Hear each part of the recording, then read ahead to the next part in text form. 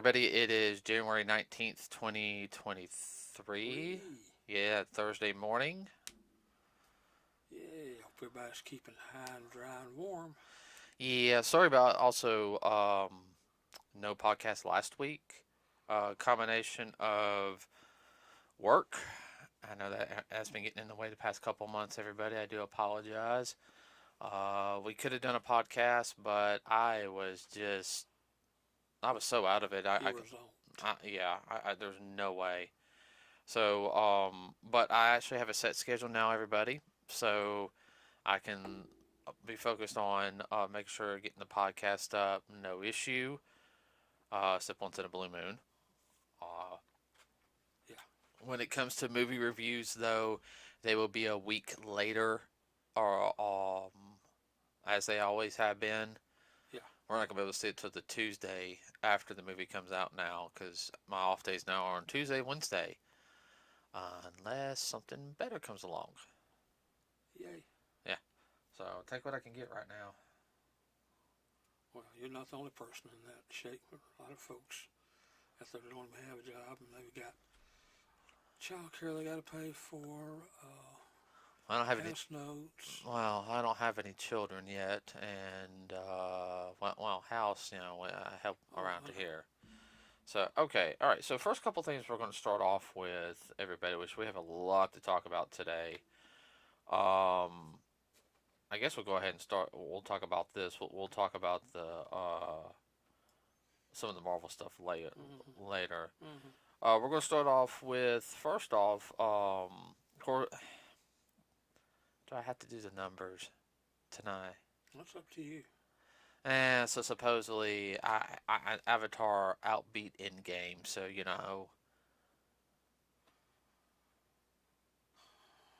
Oh, yeah. well. Oh yeah. I don't care. I'm sorry. This. Well, you look at it too, how many movies released or didn't release because of Avatar. Yeah. No. There was. Especially those that we knew would be marginal to begin with. Those kind of one-off type movies and very focused movies on different subjects. Well, that's the whole thing now. Now James Cameron's going to be releasing all the Avatar movies during Christmas holiday. No one's going to release a movie on the Christmas holidays anymore because they need to make their money back. Almost like he's trying to corner the market and take over the industry. Well, that was the whole thing. You had Disney or you had a Marvel one being released during the Christmas time usually, Yeah, but there was all. Disney didn't release one during that. Ooh, that Well, seems. Disney I know, owns Avatar. I know. All right, and you know, there was always another movie or two going on during that time. You know, and I'm sorry. I don't think everyone's doing that out of respect for James Cameron. This is everyone just doesn't want to deal with it. It was smart for Nintendo not to release Mario Brothers during Christmas holidays. Now, personally, I was really hoping, but I understand Nintendo and Illumination being like, "Oh, no, no, we don't need to go against this." Beating your head against the wall. Yeah. Uh, I They mean have that. to at least cover cost. Yeah. Well, I think Mario's going to do good. I know a lot of people didn't think Sonic did good enough. This is not that good of a movie and everything, and Just because the adults didn't like it doesn't mean the no, kids didn't eat it up. no, Dad. A lot of the adults that I've talked to around my age group and loved it. They thought it was a good movie. They said it's a cute movie and everything. My generation really liked it because what? Yeah, it was part of your generation when you were growing up. And their kids love it, but it's that your generation, believe it or not, all the people that went and saw Yeah, the last two movies, they enjoyed it. I yeah. mean, everyone seriously during Sonic 2, I mean, there was really a grandparent, like three generations there, and the grandparents were actually like, they liked the last movie. They were looking forward to this one. But it's that that teen and 20 that really didn't. As you say, mid-teens to 30. Yeah. So, but well, it should do good in April because I think it's when I think it comes out. Yeah, Yeah, I and go along with that. Because the weather's breaking and all, people wanting to get out. oh, Kids are looking forward to get out of school. I'm looking forward to seeing it. Mom actually might actually go with us.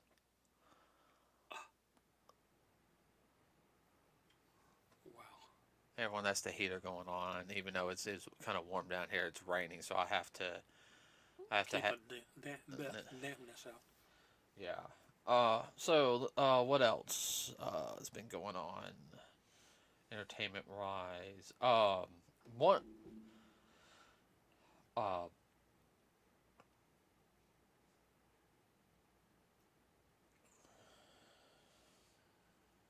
this deals with music. Everybody, Warner Brothers Discovery, which I know a lot of people have been having some issues with because they say the company, the new CEO is ruining the company. Because it was bought out, bought out from AT&T, who was selling it. So the Breaking it up, stripping it down for profit. Possibly. that's what they think. But David Zal,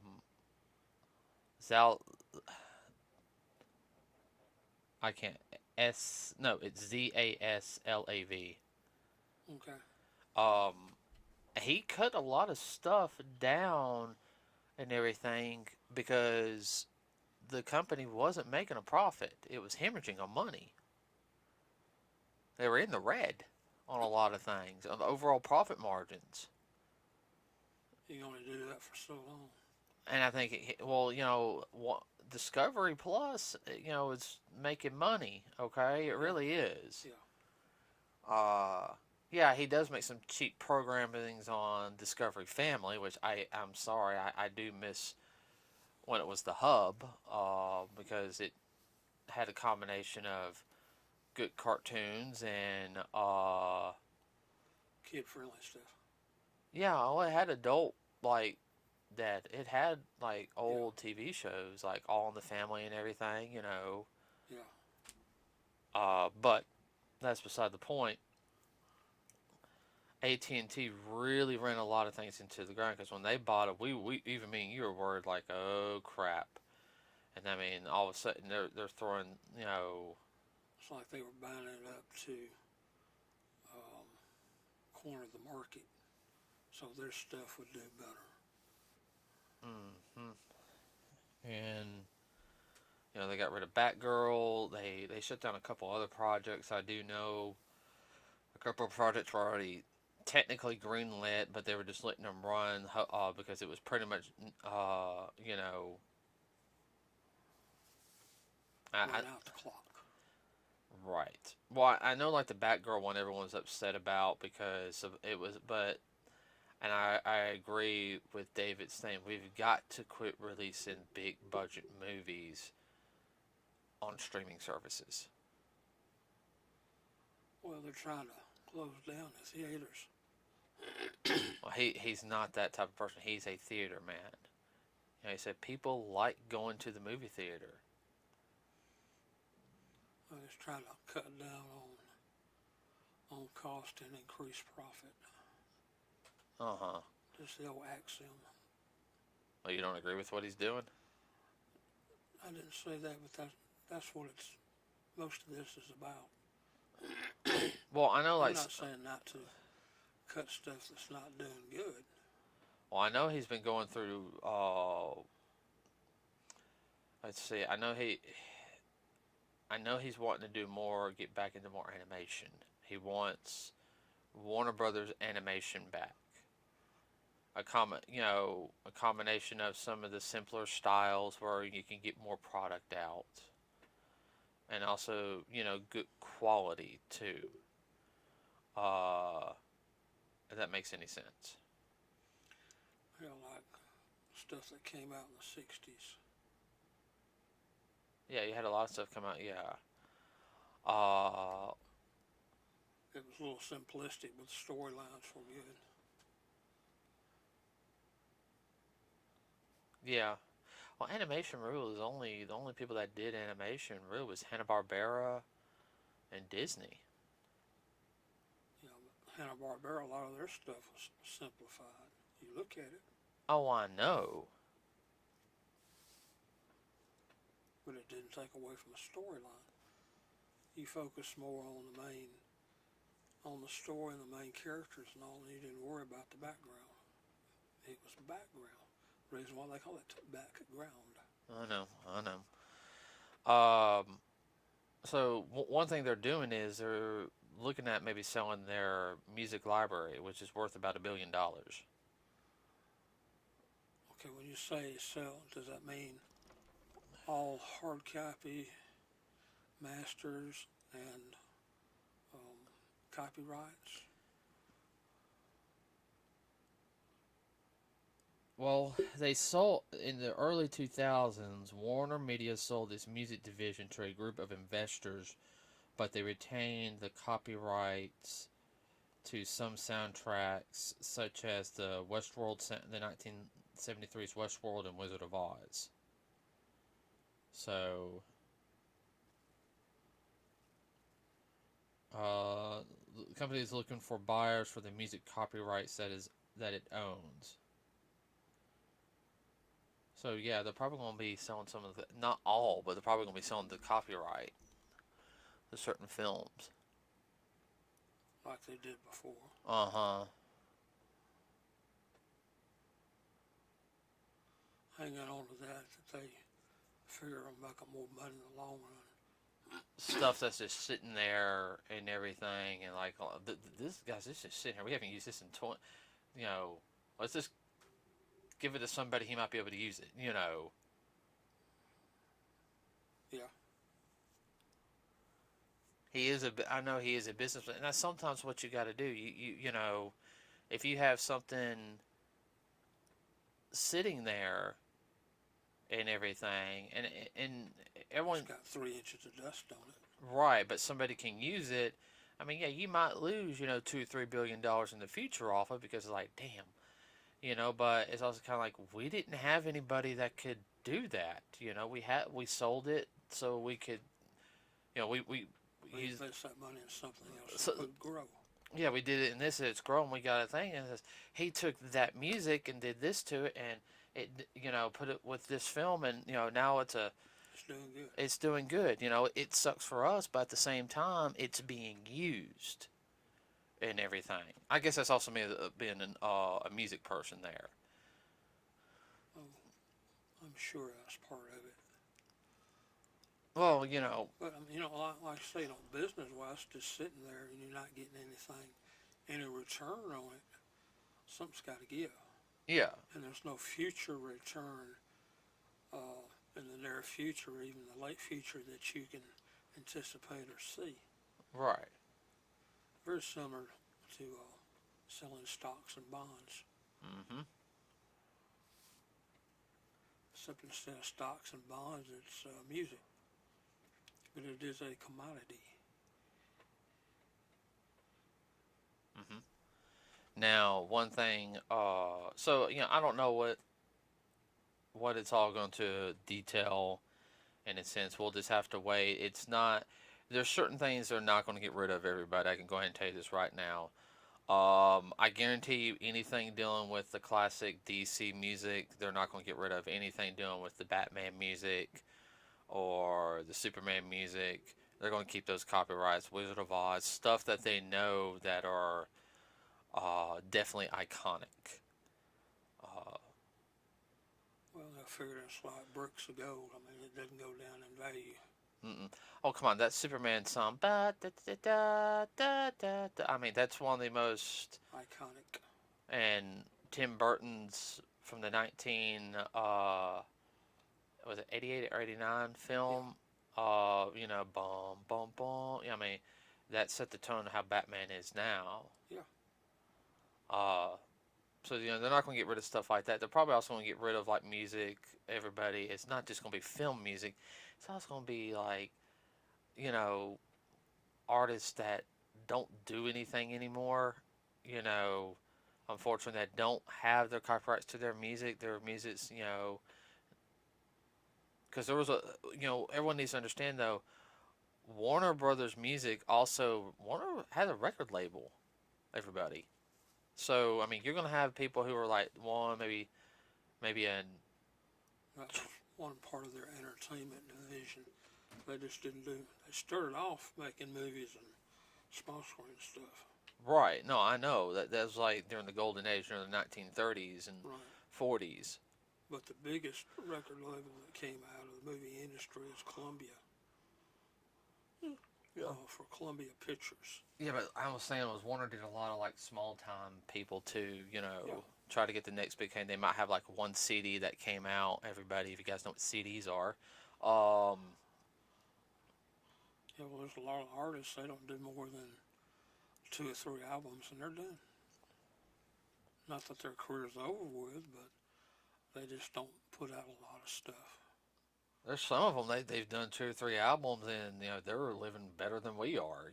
There's this Oh yeah. because they invested their money. It's like, oh look, those 2 CDs, everyone, those 24, 30 songs everybody loves gets played on the radio. I get royalties off of it.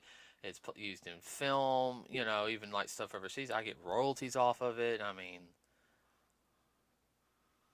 Well, who was it just had their last tour? Was it America? I'm not sure. But one of the bands out of the 70s, they just had their last tour this past year. One of the stops was here. I can't remember. Well, I know Kiss did. Yeah. No, this was a bunch of guys about my age. I want to say it was America. Okay. But so, I mean, so music wise, everybody, I mean, it's not going to hurt the music industry. And I know everyone. Oh no. I think everyone has this idea that he's ruining Warner, and yeah, you're hearing a lot of things from the DC side of the movies because James Gunn is very very prolific on social media. Internal politics.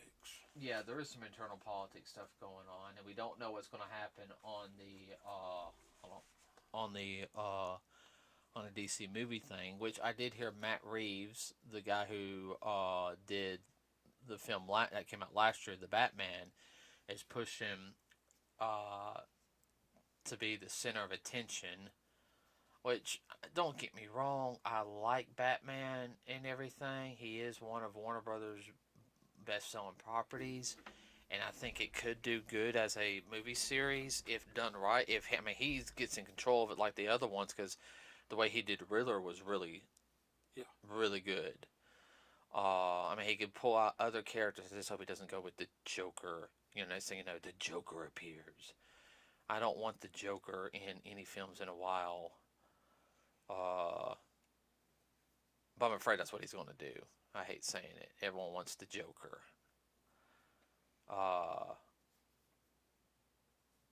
But anyway, I'd like to see some other films. Unfortunately, I think the Shazam film's going to be, this new one's going to be the last one for Shazam. Yeah.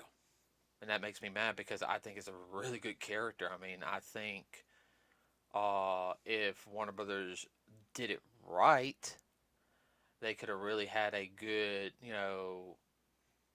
6, 7 films with Shazam, even teaming up with Superman and everything. But like you said, it's internal politics and everything, and unfortunately, Warner Brothers is in California, so it doesn't, have. They have to fight all that stuff, that bull malarkey. I did hear though with Warner Brothers, he's trying to get more family-friendly sitcoms like there once was.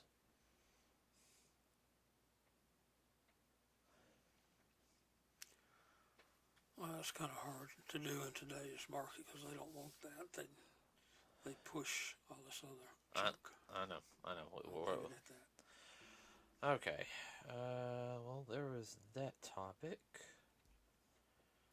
On another note, everybody, and let me get out of this and I can pull up So you guys know Jeremy Reiner's guy who played Hawkeye.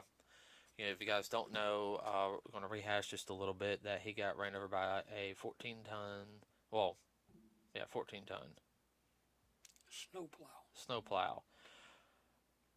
No, Buggered him up. Spandau. Yeah, Fortunate to be alive. yeah.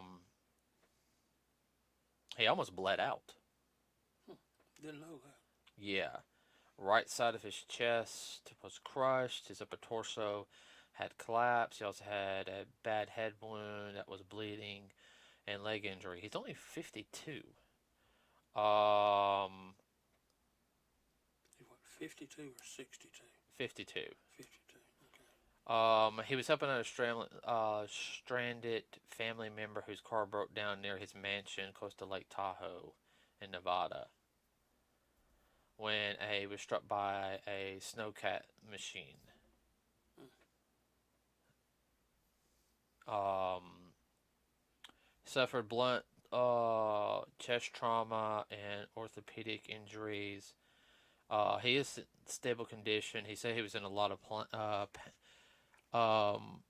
he was having little problems breathing. Put him on a ventilator. Yeah, they had to reconstruct his chest. Yeah, he was in ICU for a while. I know he had 2 surgeries. He would likely require more in weeks ahead on his leg. Uh, they're trying to space the surgeries out. Give him time to recover. They said he's pretty doped up, but he said he's going to get through this. Um, he said he's missing his happy place. I guess he's just missing being at home. I mean, he nearly died. I don't see him coming back as Hawkeye. If they brought him back and everything, I mean, personally, in my personal opinion, if he wants to come back, give him another role. Let him still be Hawkeye. Don't kill Hawkeye off. Have a scene where he gets like really buggered up and injured. You know Mm. what? Yeah. Oh, you can have him be the instructor, Yeah. making arrows and everything. It's like I can't do it. Well, why?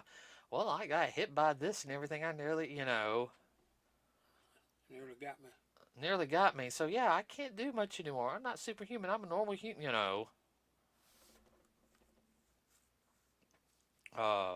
The biggest thing though is everyone is just that if he makes the recovery, whether he returns as Hawkeye or not, is really not that important.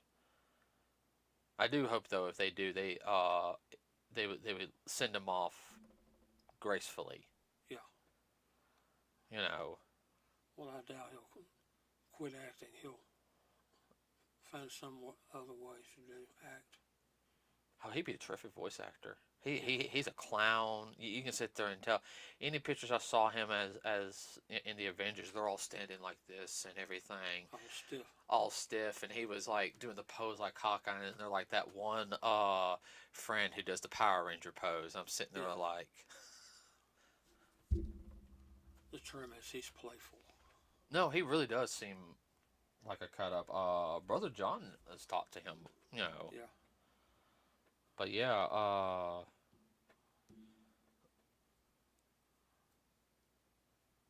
so, but what this also says that they might have to do the spin-off sequel of Hawkeye that they have, which we haven't watched the Hawkeye series yet. Yeah.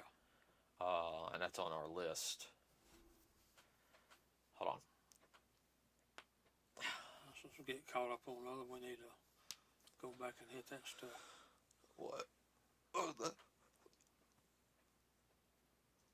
yeah. Well, we got Quantum Realm coming out in a couple of weeks, so yeah. I mean, just finally everybody got caught up on Simpsons. Well, this last year was really, really good. Yeah, well, I'll talk about that here in a second. Yeah. But yeah, but with Jeremy Reiner though, with him, I don't see him in the next one. If he is, I mean, Be more like a cameo. kind of like, they could have, he'll probably be in a wheelchair, just be like, I am, actually, that wouldn't be, if he wanted to be in the film, and they sit there and say, look, you just talk. That's all you have to do. Do what Val Kilmer did in Top Gun. Yeah. Uh, Now, and we can talk about the Simpsons thing another time. I can't think of anything else. I know Black Panther won some awards at the Golden Globes. I know that. Yes. Which I was really, really happy about. I know they won costume design. An award on costume design. I don't know.